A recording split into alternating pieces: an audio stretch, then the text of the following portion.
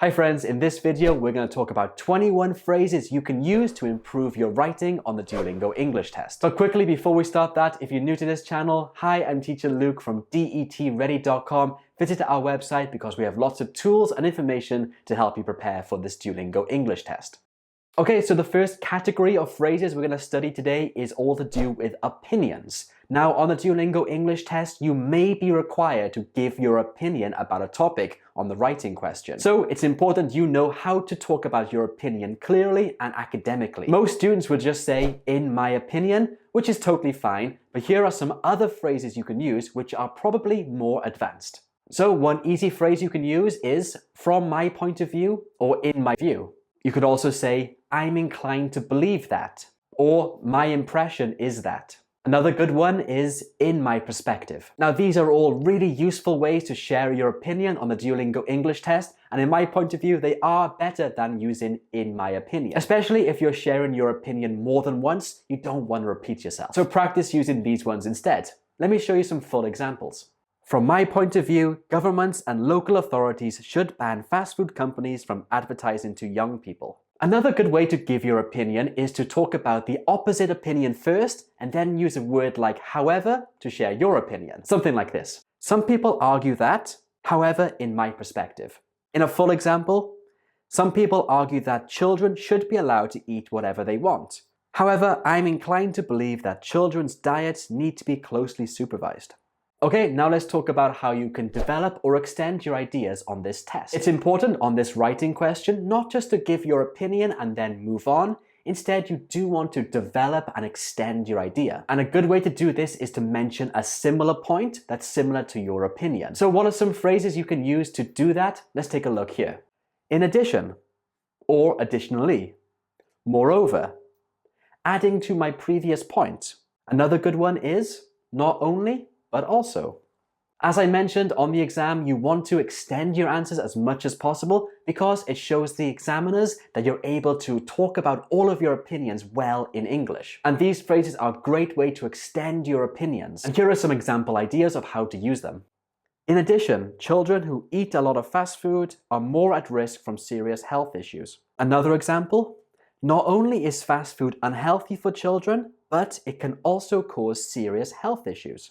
Not only, but also is a great way to extend your ideas because in the not only section of the sentence, you mention your previous idea, and then after, but also, you mention your new idea. On top of that, it adds a lot of emphasis to your writing, which is also a good thing to do. Another great idea to extend your answers is by adding examples. And as a teacher myself, when I see my students give examples, I think that's fantastic. However, I see a lot of the phrase, for example. Of course, that phrase is great to use once, maybe twice, but if you're given lots of examples in your writing, then you want to use different phrases. So instead of for example, you can use for instance, to give a clear example, or a clear example of this is. You could also use to illustrate. These phrases are great to use instead of for example. Let's look at some full sentences and then I'll talk a bit more about them. A clear example of this is heart disease, since children who eat a lot of fast food are more prone to heart-related health issues later in life. To illustrate, a recent study found that children who eat fast food on a daily basis are 15% more likely to have heart-related issues when they become adults.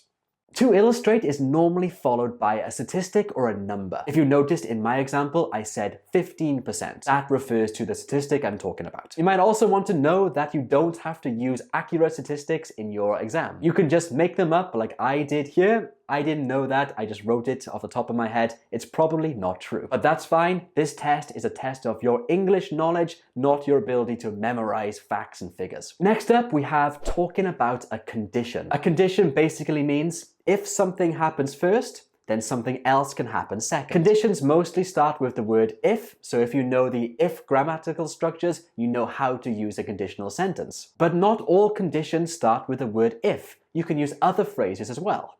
After if, probably the most common is provided that. You can also use as long as, and the negative condition is unless.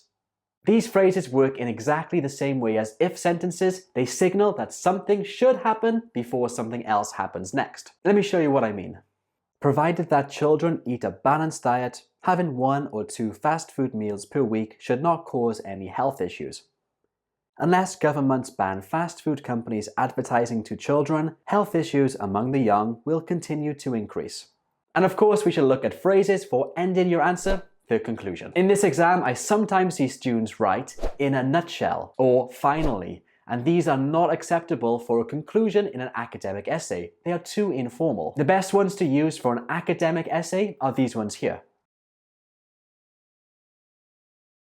I would always play it safe and just use one of these 3 phrases to conclude your essay. No one is going to disagree with these phrases. Okay, now you need to practice your writing, and this is the video here you need for that. I'll see you there. Bye.